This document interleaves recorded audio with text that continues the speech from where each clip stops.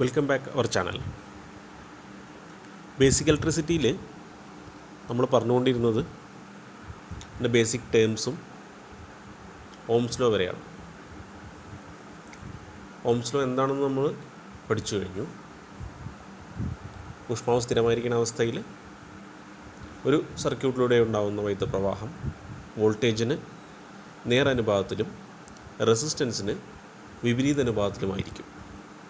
ആ ഒരു ലോ നമ്മൾ പറഞ്ഞു കഴിഞ്ഞു. അതിൻ്റെ ഇക്വേഷനും പറഞ്ഞിരുന്നു, I=V/R എന്നുള്ളത്. അപ്പോൾ അത് വെച്ച് നോക്കുമ്പോൾ ഈ ഒരു ഓംസ് ലോ പ്രയോഗിക്കുന്ന സ്ഥലങ്ങളിൽ അവിടെ ഉണ്ടാകുന്ന വോൾട്ടേജ്, കറണ്ട്, റെസിസ്റ്റൻസ്, ഇത് മൂന്നും തമ്മിലുള്ള ബന്ധത്തെയാണ് ആ നിയമം സൂചിപ്പിച്ചിരുന്നത്. അപ്പോൾ ഇത് വെച്ചിട്ട് ചെറിയ പ്രോബ്ലംസ് എക്സാമിന് ചോദിക്കാറുണ്ട്. സിമ്പിളായിട്ടുള്ള 1-2 പ്രോബ്ലംസാണ് നമ്മളിവിടെ കാണിച്ചിട്ടുള്ളത്. അതിൽ ഒന്നുകിൽ കറണ്ടോ വോൾട്ടേജോ റെസിസ്റ്റൻസോ ഇതിലേതെങ്കിലും ഒന്ന് കാൽക്കുലേറ്റ് ചെയ്യാനായിരിക്കും ഈ ഒരു ക്വസ്റ്റ്യൻസിൽ സാധാരണ വരുന്നത്. അപ്പോൾ ഇവിടെ സിമ്പിളായിട്ടുള്ള 3 പ്രോബ്ലംസാണ് കാണിച്ചിട്ടുള്ളത്. അതിൽ ആദ്യത്തെ പ്രോബ്ലം നോക്കുകയാണെങ്കിൽ 20 ഓം റെസിസ്റ്റൻസ് ഉള്ള, അതായത് 20 ഓം റെസിസ്റ്റൻസ് ഉള്ള ഒരു റെസിസ്റ്ററിലൂടെ 240 വോൾട്ടിൽ കണക്ട് ചെയ്ത് കഴിഞ്ഞാൽ അവിടെ ഉണ്ടാകുന്ന കറണ്ട് എത്രയായിരിക്കും എന്നുള്ളതാണ് ആദ്യത്തെ ക്വസ്റ്റ്യൻ എന്ന് പറയുന്നത്. അപ്പോൾ അതിൽ നമുക്ക് തന്നിരിക്കുന്ന കാര്യങ്ങൾ വോൾട്ടേജ് അറിയാം, റെസിസ്റ്റൻസ് അറിയാം.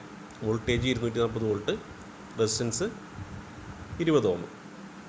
അപ്പോൾ നമ്മൾ ഓംസ് ലോ പ്രകാരം ഇവിടെ കണ്ടുപിടിക്കേണ്ടത് എന്താണ്? കറണ്ടാണ്. നമ്മൾ ആ ഇക്വേഷൻ ആദ്യം നോട്ട് ചെയ്യുന്നു, I=V/R. ആ ഇക്വേഷനിലേക്ക് നമ്മൾ പിന്നെ എന്ത് ചെയ്യുന്നു? ആ വാല്യൂസ് അവിടെ ആഡ് ചെയ്യുന്നു. I=V/Rലേക്ക് V എന്നുള്ള 240 /20. അപ്പോൾ അത് കാൽക്കുലേറ്റ് ചെയ്ത് നമുക്ക് കിട്ടുന്നത് എത്രയാണ്? 12 കിട്ടുന്നത്. അപ്പോൾ അവിടെ ഉണ്ടാകുന്ന കറണ്ട് എന്ന് പറയുന്നത് എത്രയായിരിക്കും? 12 ആംപിയർ ആയിരിക്കും ആ റെസിസ്റ്ററിന് അക്രോസ് ആയിട്ട് പ്രവഹിക്കുന്ന കറണ്ട് എന്ന് പറയുന്നത്.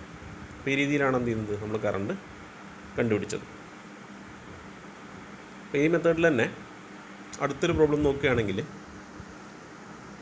12 ആംപിയർ കറണ്ട് 20 ഓം റെസിസ്റ്റൻസിൽ, ഒരു 12 ആംപിയർ കറണ്ട് 20 ഓം റെസിസ്റ്റൻസിലൂടെ പ്രവഹിച്ചു കഴിഞ്ഞാൽ അവിടെ ഉണ്ടാകുന്ന വോൾട്ടേജ് എത്രയാണ്? അപ്പോൾ അവിടെ വോൾട്ടേജാണ് എന്ത് ചെയ്യേണ്ടത്? കണ്ടുപിടിക്കേണ്ടത്. ഓംസ് ലോ പ്രകാരം V എന്താണ്? V=IR ആണ്, I×R. അപ്പോൾ അതിൽ നമുക്ക് I തന്നിട്ടുണ്ട്. കറണ്ട് എന്ന് പറയുന്നത് 12 ആംപിയർ ആണ്, റെസിസ്റ്റൻസ് എന്ന് പറയുന്നത് 20 ഓമാണ്. അപ്പോൾ ഈക്വേഷനിൽ ആ വാല്യൂസ് ആഡ് ചെയ്യുകയാണെങ്കിൽ 12 × 20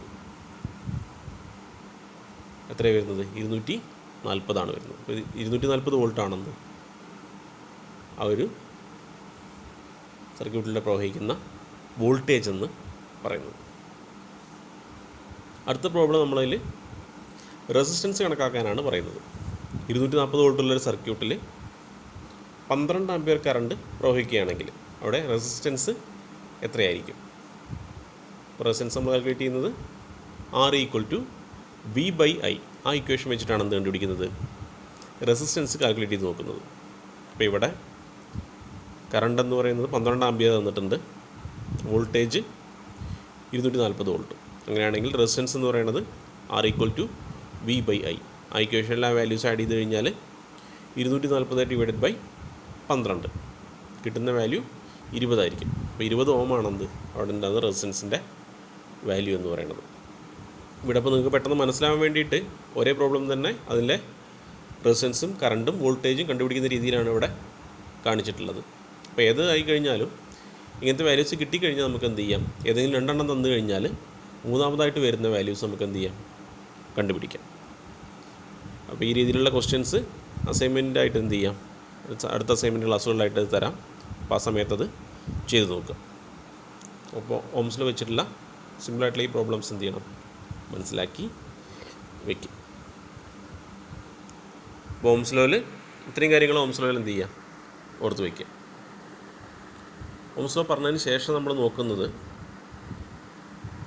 ടെമ്പറേച്ചർ കോ എഫിഷ്യൻ്റ് ആണ്. ടെമ്പറേച്ചർ കോ എഫിഷ്യൻറ്റ്. ടെമ്പറേച്ചർ കോഎഫിഷ്യൻ്റ് എന്ന് പറഞ്ഞു കഴിഞ്ഞാൽ റെസിസ്റ്റൻസും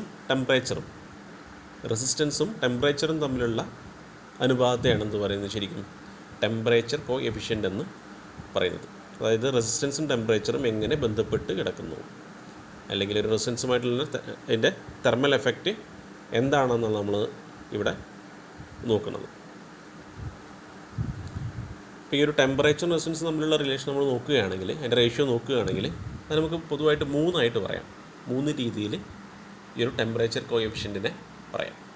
അതിലൊന്ന് പോസിറ്റീവ് ടെമ്പറേച്ചർ കോഎഫിഷ്യൻ്റ് എന്നുള്ളതാണ്. പോസിറ്റീവ് ടെമ്പറേച്ചർ കോഎഫിഷ്യൻ്റ് ഇതൊന്ന് ചുരുക്കിയിട്ട് എന്ത് പറയും, PTC എന്ന് പറയാറുണ്ട്. അതായത് റെസിസ്റ്റൻസും ടെമ്പറേച്ചറും ഒരേ അനുപാതത്തിലാണെങ്കിൽ അതിനെന്ത് പറയും, പോസിറ്റീവ് ടെമ്പറേച്ചർ കോഎഫിഷ്യൻ്റ് എന്ന് പറയും. റെസിസ്റ്റൻസും ടെമ്പറേച്ചറും ഒരേ അനുപാതത്തിലാണെങ്കിൽ അതിനെ പോസിറ്റീവ് ടെമ്പറേച്ചർ കോഎഫിഷ്യൻ്റ് എന്ന് പറയുന്നു. അങ്ങനെ വെച്ചാൽ എന്താണ് ഒരേ അനുപാതത്തിൽ എന്ന് പറഞ്ഞു കഴിഞ്ഞാൽ, അതായത് റെസിസ്റ്റൻസ് കൂടുന്നതിനനുസരിച്ച് അവിടെ എന്ത് കൂടും, ടെമ്പറേച്ചർ കൂടും. അതുപോലെ തന്നെ റെസിസ്റ്റൻസ് കുറയുമ്പോൾ അവിടെ ടെമ്പറേച്ചർ കുറയും.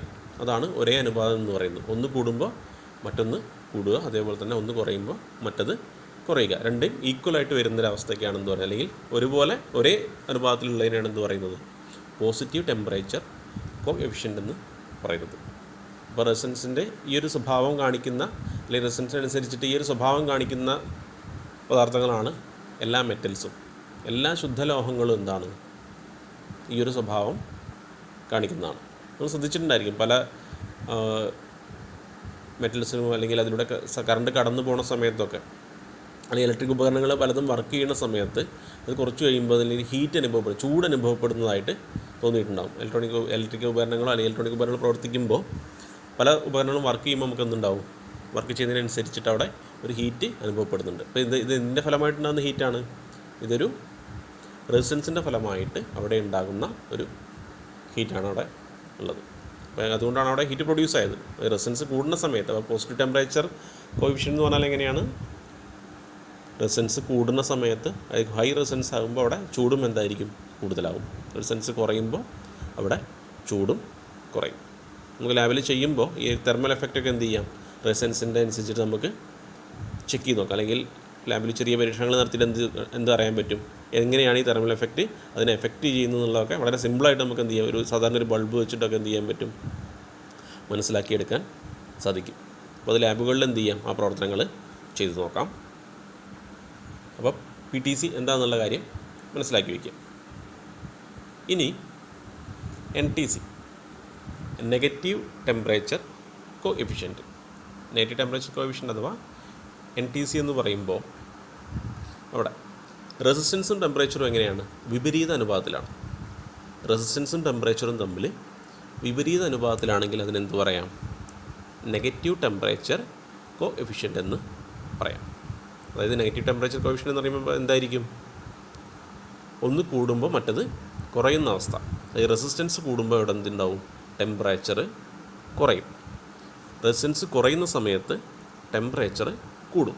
ഈ ഒരു അനുപാതത്തിനാണ് നമ്മളെന്ത് പറയുന്നത്, വിപരീത അനുപാതം അഥവാ നെഗറ്റീവ് ടെമ്പറേച്ചർ കോഎഫിഷ്യൻ്റ് എന്ന് പറയുന്നത്. റെസിസ്റ്റൻസും ടെമ്പറേച്ചറും വിപരീത അനുപാതത്തിൽ വരുന്ന രീതിയാണെന്ത്, നെഗറ്റീവ് ടെമ്പറേച്ചർ കോഎഫിഷ്യൻ്റ് എന്ന് പറയുന്നത്. ഈ ഒരു സ്വഭാവം കാണിക്കുന്ന പദാർത്ഥങ്ങളാണ് സെമി കണ്ടക്ടേഴ്സൊക്കെ.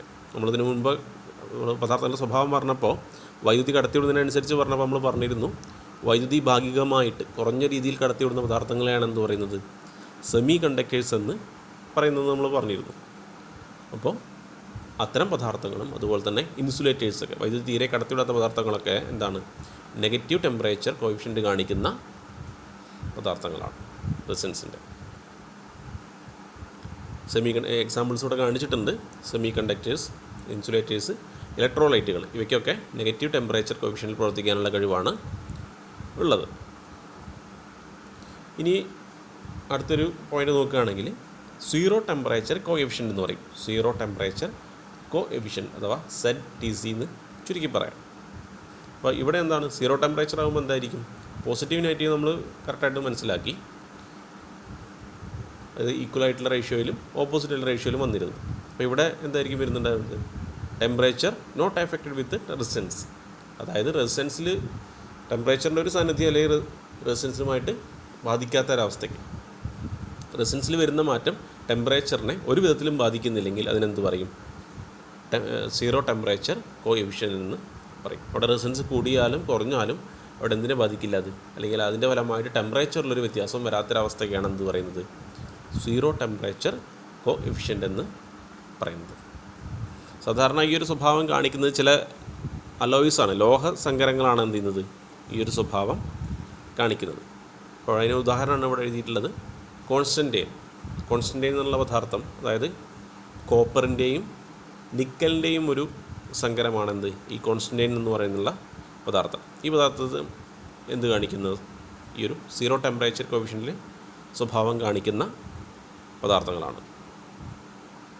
ഇത്തരം പദാർത്ഥങ്ങളിൽ ഇപ്പോൾ ഈ കോൺസ്റ്റൻറ്റൈൻ പറഞ്ഞപ്പോൾ നമ്മൾ പറഞ്ഞു കോപ്പർ നിക്കലിൻ്റെ അലോയ് എന്ന് പറഞ്ഞു. അതിൽ സാധാരണ കോപ്പർ ഒരു 55%, നിക്കൽ 45%ഒക്കെയാണ് ഉണ്ടാക്കുക. 55 പ്ലസ് 45% അങ്ങനെയാണ് അതിൻ്റെ ഒരു അനുപാതം വരുന്നത് കോൺസ്റ്റൻറ്റൈനിന്. പിന്നെയുള്ള ഒരു ഉദാഹരണമാണ് മാംഗനീൻ എന്നുള്ള പദാർത്ഥം. മാംഗനീനിൽ അതൊരു കോപ്പറിൻ്റെയും അതുപോലെ തന്നെ മാംഗനീസ്, നിക്കൽ ഇതിൻ്റെ എല്ലാം അലോയിയാണെന്ത് ഈ ഒരു മാംഗനീൻ എന്ന് പറയുന്ന പദാർത്ഥം. അതിൻ്റെ ഒരു റേഷ്യോ നോക്കുകയാണെങ്കിൽ കോപ്പർ അതിൽ 84% കോപ്പറാണ് ഉണ്ടായിരിക്കുക. 12% ആണെന്നുണ്ടാവുക മാംഗനീസ് ഉള്ളത്. പിന്നെ ബാക്കി വരുന്ന 4% മാത്രമാണ് നിക്കൽ. അങ്ങനെയുള്ളൊരു ലോഹസങ്കരമാണെന്ത് മാംഗനീൻ എന്ന് പറയുന്നത്. അപ്പോൾ ഇവയും എന്ത് സ്വഭാവം കാണിക്കുന്നവയാണ്? സീറോ ടെമ്പറേച്ചർ കോഎഫിഷ്യൻ്റ് കാണിക്കുന്നതാണ്. അപ്പോൾ ഈ ഒരു ടെമ്പറേച്ചർ കോഎഫിഷ്യൻ്റിൽ ഈ കാര്യങ്ങൾ നമ്മളെപ്പോഴും എന്ത് ചെയ്യണം? ഓർത്തിരിക്കണം. കാരണം ഇത് വരുന്ന ഭാഗങ്ങളിലൊക്കെ അല്ലെങ്കിൽ ഇതിൻ്റെ ഒരു എഫക്റ്റുകൾ നമ്മൾ മനസ്സിലുണ്ടെങ്കിലാണെന്നുണ്ടാവുള്ളൂ ഈ വരുന്ന ഭാഗങ്ങളിൽ റെസിസ്റ്റൻസിനെ കുറിച്ചിട്ടും അല്ലെങ്കിൽ ഇലക്ട്രിക് സർക്യൂട്ടുകളെ കുറിച്ചിട്ടൊക്കെ പറയുന്ന സമയത്ത് മനസ്സിലാവുകയുള്ളൂ. അപ്പോൾ റെസിസ്റ്റൻസും ടെമ്പറേച്ചറും തമ്മിലുള്ള അനുപാതമാണെന്ത് ടെമ്പറേച്ചർ കോഎഫിഷ്യൻ്റ്. അത് പ്രധാനമായിട്ടും 3 വിധത്തിലാണുള്ളത്: positive temperature, negative temperature, zero temperature. ഒരേ അനുപാതത്തിലാണെങ്കിൽ പോസിറ്റീവ് ടെമ്പറേച്ചർ, വിപരീത അനുപാതത്തിലാണെങ്കിൽ നെഗറ്റീവ് ടെമ്പറേച്ചർ. ടെമ്പറേച്ചർ റെസിസ്റ്റൻസിനെ യാതൊരു വിധത്തിലും സ്വാധീനിക്കുന്നില്ലെങ്കിൽ അതെന്ത് പറയുന്നു? സീറോ ടെമ്പറേച്ചർ എന്ന് പറയുന്നു. ഈ ഒരു കാര്യം എന്ത് ചെയ്യുക? ഓർത്ത് വയ്ക്കുക.